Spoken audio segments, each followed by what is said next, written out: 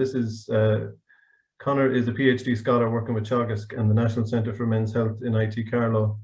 Rural health and wellbeing is Conor's area of speciality, with a particular focus on farmer health. His PhD is part of a wider project entitled On Firm Ground, which aims to develop a national farmers' health training programme to equip frontline agricultural advisors with the knowledge, skills and competencies to engage and signpost farmers on health issues.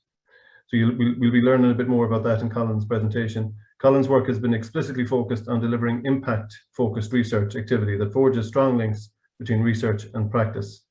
So Colin will be given as a presentation, or Conor will be given as a presentation now. But first of all, we're going to look at a video, Martin's story, which gives us a real insight into the background and the rationale for focusing on farmers' men's health.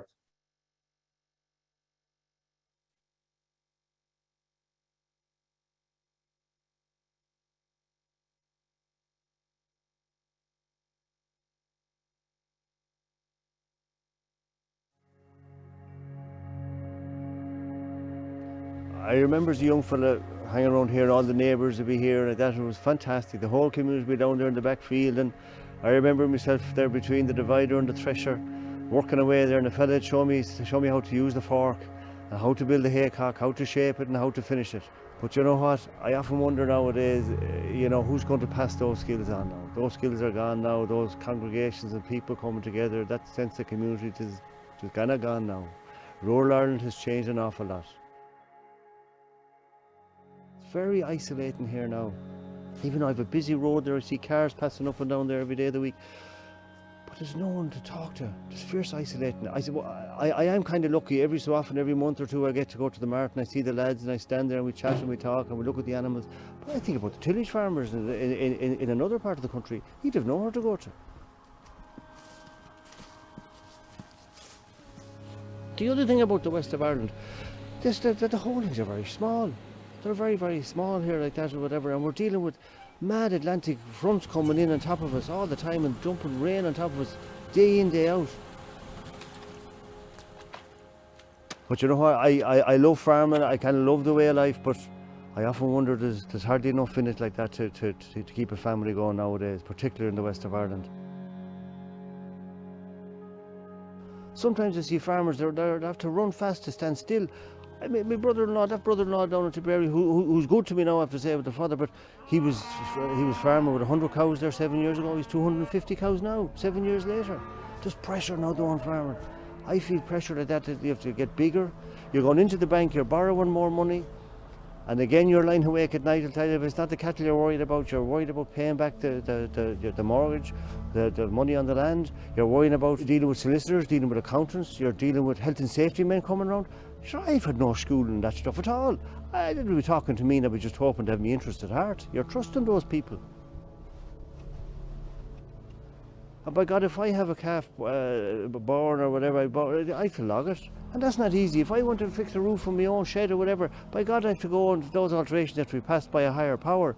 You're lying awake at night. And then a couple of years ago we had cryptosporidium, so we couldn't even drink water in the house, and you wonder you can't even give it out drink to the cows.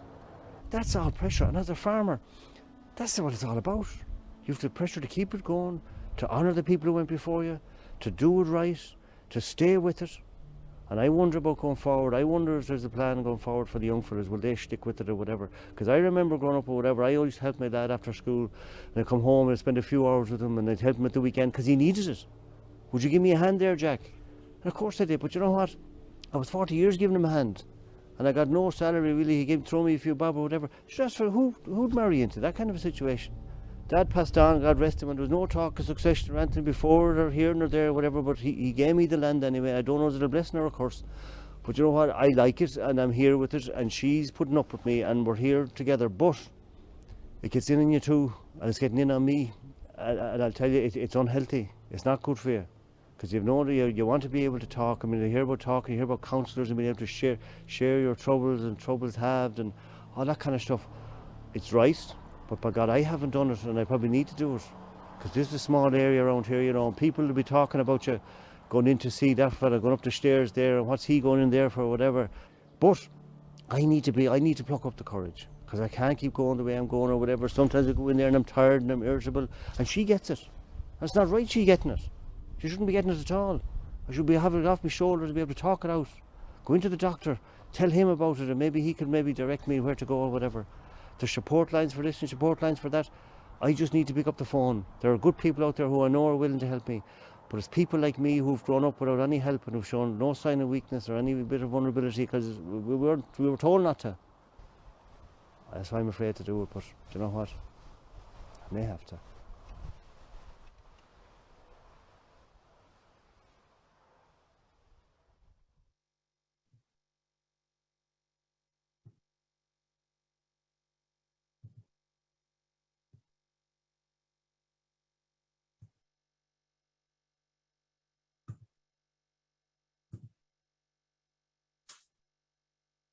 So thanks very much for that introduction, Fergal, prior to the video. I suppose just to reflect on Martin's story, who's the character in that video, prior to I get into the on firm groundwork. And I suppose while that was an actor, the content that was relayed within that clip was actually content that was relayed to us when we collected data for this on firm ground project from farmers up and down the country throughout Ireland. So, you know, it just kind of demonstrates the lived experience for many farmers and kind of the challenging stories that many farmers face throughout Ireland, you know, in relation to their health. And I'd kind of touch on that and where the On Firm Ground program kind of fits into that throughout this presentation. So I suppose, as Fergal said, my name is Conor Hammersley, and I work in the research side of the On Firm Ground program. I come from a rural family in South Tipperary, in a little village called Clonolty, and my professional background is in health promotion and social science. But I suppose my understanding of rural farmers and rural communities is rooted in my lived experience in those communities and seeing firsthand, I suppose, the very positive aspects of rural communities and the supportive and communal aspects of them areas. And I often feel bad even, you know, by addressing farmers by their occupation, because they're so much more than their occupation. You know, they're family members and they're community members. They're part of our sports clubs, our GAA clubs, our tidy towns, you know, and other rural organizations. But unfortunately, you know, many farmers struggle with their health and struggle to present with some of the health challenges that they face. And essentially, the On Firm Ground program is to try and engage with farmers more in relation to their health by training up agricultural advisors who, you know, would meet farmers on a regular basis, you know, in relation to more agricultural matters. But what we're looking to do is train them up to equip them with the skills to be able to relate to farmers in relation to their health and open the conversation with health and encourage them to be more proactive with their health. And if appropriate, you know, signpost them to local health services in their area. So that's the broad kind of overview of the On Firm Ground project. But a very interesting aspect of the On Firm project is the unique partnership model that it has, and that's supported by both the Department of Health and the Department of Agriculture. You know, and I think bringing policymakers together with researchers, with farmers, and with other support-giving stakeholders to understand what are the key lessons that can be learned in relation to gaps of provision for farmers' health. And ultimately, how can we support farmers' health, you know, more robustly in Ireland, with particular considerations for the unique challenges that farmers face in Ireland. So we have a unique partnership model that is made up by the National Centre for Men's Health in IT Carlow, the HSE, Teagasc, the Engage Men's Development Network, training team, and Waterford Institute of Technology. And the project coordinators on this program is the Men's Development Network. So it's been a very interesting task trying to get this project off the ground. The lads warned me beforehand not to talk about any of the arguments that we've had. So but no, I'm only joking. We get on very, very well. And it's just great that the On Firm Ground project is actually up and running at the moment. And we're now training agricultural advisors in this space to equip them with the skills to engage with farmers and signpost farmers in relation to their health. So I suppose the next question is the why of it and why the unique partnership. And just to give a bit more context in relation to the health outcomes and the risk factors that farmers face in Ireland. So in relation to health outcomes first, so farmers in Ireland demonstrate some of the highest levels of adverse health outcomes, you know, relative to other occupations in Ireland, with particular concerns for heart disease, cancers, and mental health. And the author of a significant study that highlighted this in 2013, Breda Smith, stated that farmers are 7 times more likely to die from any cause death than the next lowest risk group. And then just in relation to some of the more cultural aspects that farmers face, and the cultural aspect is quite a significant one, and I will develop this a bit more later in my presentation through our own findings. But some findings to date suggest that rural men report lower rates of stress and depression, but much higher rates of suicide. So that would suggest that there's a massive gap in help-seeking behaviour among farmers and rural men more broadly. And in general, hold more stigmatised views towards help-seeking and mental health. And just then in relation to geographically and the socio-geographical nature of farming. So farmers have been identified as a hard-to-reach group in relation to their help. And there's also this sense of loneliness reported among farmers, with Alexis O'Reilly noting that farmers are less likely to have an intimate social relationship than non-farmers. And then, as Martin alluded to, there's many like unique occupational stressors that are often external variables that are outside of the farmer's control in relation to weather and price fluctuations, and also agricultural change that's very prevalent at the moment in the context of climate change, which is ultimately reshaping farming practices, with much more restrictive regulation in farming. And also added to this is the stigma that can surround farmers in relation to the environment, and the perception amongst certain cohorts, of farmers maybe being polluters is a significant cause of concern for many farmers. It can often kind of maybe polarize farmers from other sectors within society. So essentially there's this kind of complex web at play that compromises farmers' health and well-being and help-seeking behaviour in particular. And ultimately the On Firm Ground programme, which is not an answer to all the challenges that farmers face in relation to their health, but to try and make a more resilient farmer who is capable and feels comfortable in reaching out for support when their health is compromised. So we've done a nice bit of work to date, and we've had, I suppose, 4 significant outputs. And the first one mentioned here, the On Firm Ground programme, that was basically an amalgamation of the 3 that are mentioned below here, that formed the design or informed the design of the training programme that's currently being carried out for agricultural advisors. So we ran focus groups, from October 2019 to just before lockdown in March 2020, that explore different challenges that farmers face in relation to their health and how they relate to health, but also explore that the role agricultural advisors might be able to play in reducing some of the barriers that farmers face in relation to their health. So the first study that we got published recently in the American Journal of Men's Health looked at like masculinity and identity, and those being significant barriers for farmers in relation to how they engage with health. And the second one then was in relation to the role that the advisor, the agricultural advisor, might be able to play in engaging farmers a bit more in their health. And the last paper then that we have in construction at the moment is the changing nature of agriculture and how this is having implications for farmers' well-being. And when we collected all this data, we conducted focus groups and interviews with farmers, but also wives and family members of farmers and farming representative organizations as well. So just in relation to just a snapshot of our findings. So in relation to our first key theme that I mentioned there in relation to identities and masculinities, and just to give this a bit more context in relation to sex and gender and how this plays out. So with an individual, sex being their biological makeup that makes them male or female, and gender is the cultural construction of performing man or woman. And this is something that was very evident among farmers, so the social pressure on many male farmers to demonstrate themselves as tough men. So we note that farmers' emphasis on autonomy, stoicism, and self-reliance associated with the construction of farming masculinities can fuel negative attitudes towards health, emotional expression, and help seeking. With one farmer in particular in the west of Ireland saying, looking for help is like admitting you're a failure. It's not in our genes to talk about things.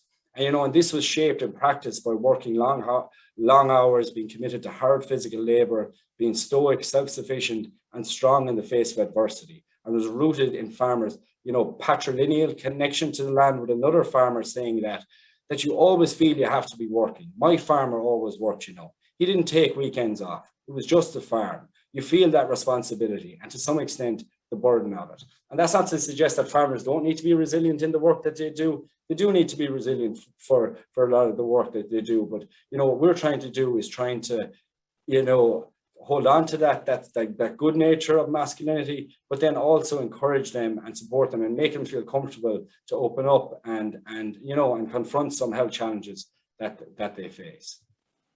So the second theme that I mentioned earlier was in relation to identity, well-being and changes at a policy level having consequences for farming practices, with much more regulation in farming and farming becoming much more technically challenging. And it was felt that this was leaving many farmers behind, with one farmer in particular saying that all this is making life more difficult. They want us to look after the environment along with all the other jobs. I love farming, but my farming isn't valued anymore. Nobody cares about us. Before you could make a good living of having cattle, but not anymore.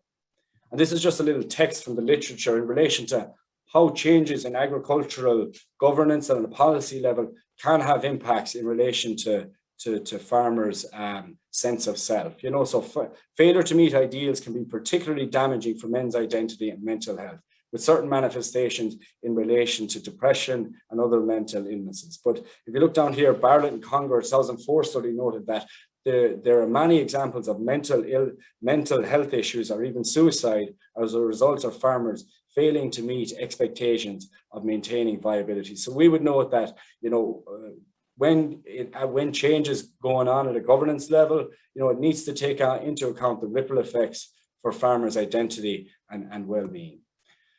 So finally, just in relation to the advisor's role and how, you know, how they would maybe taken on this kind of an extra layer to the work that they're already doing in relation to promoting health among farmers. So there was a strong feeling towards assuming a type of health connector role, and more importantly, towards the need of basic training to engage with farmers more appropriately. And all the focus groups that we did conduct with agricultural advisors, they were all very receptive to this type of role and acknowledged kind of the necessity of there being someone there to encourage farmers and to signpost farmers in relation to their health. You know, with one advisor in particular saying that if we're trying to help with the welfare of the farm, looking after the welfare of the farmer needs to be central to that.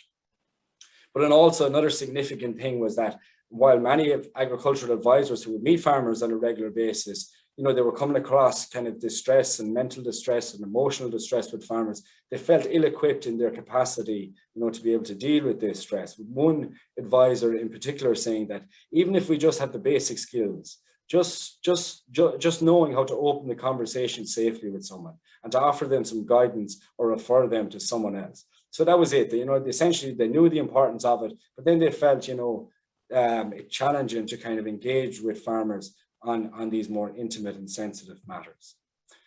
So finally, just to conclude, and some lessons that we've learned so far. So the stoicism, so typical of normative rural masculinity, prevents men from seeking help when their health is severely compromised, particularly around mental health. And, you know, I suppose stigmas are rooted in silence. And if something isn't spoken about, a stigma will occupy that space. So essentially, the stigma around emotional health for farmers is a cultural construct. And anything that is culturally constructed can also be culturally deconstructed. And I suppose that is the essence of the Unfirm Ground program, that we're kind of trying to deconstruct some of these cultural normative behaviors that, you know, men and farmers in particular feel that they can't present with some of the health challenges that they face. And we know that to improve health outcomes among farmers, attention must not only focus on health impacts, but also challenge normative rural masculine behavior, and that associated behavior of what many perceive to be manly needs to be contested and exposed as a construct that is inherently unhealthy. So we also know that a key aspect of engaging with farmers on health is on creating this safe space and empathizing with the world of farmers. And this is a core element of the rollout of the On-Firm Ground training. Advisors, we know too, and they know, are strategically positioned to support farmers in relation to their health and encourage and signpost them. So that's basically it from ourselves. And at the moment, the On-Firm Ground training is being rolled out and is being received very well by advisors and the trainers who are rolling it out. So all is going well so far, and hopefully we have another evaluation going on 6 months' time with farmers and with advisors. So hopefully we'll be able to kind of capture a more nuanced approach to how on firm ground is going. So thank you very much. Someone told me before, a presentation isn't complete if you don't have a quote from a dead philosopher. So here's my quote from a dead philosopher to finish up. And thank you very much. And I'll hand you back to Fergal. Thank you very much, Conor. That was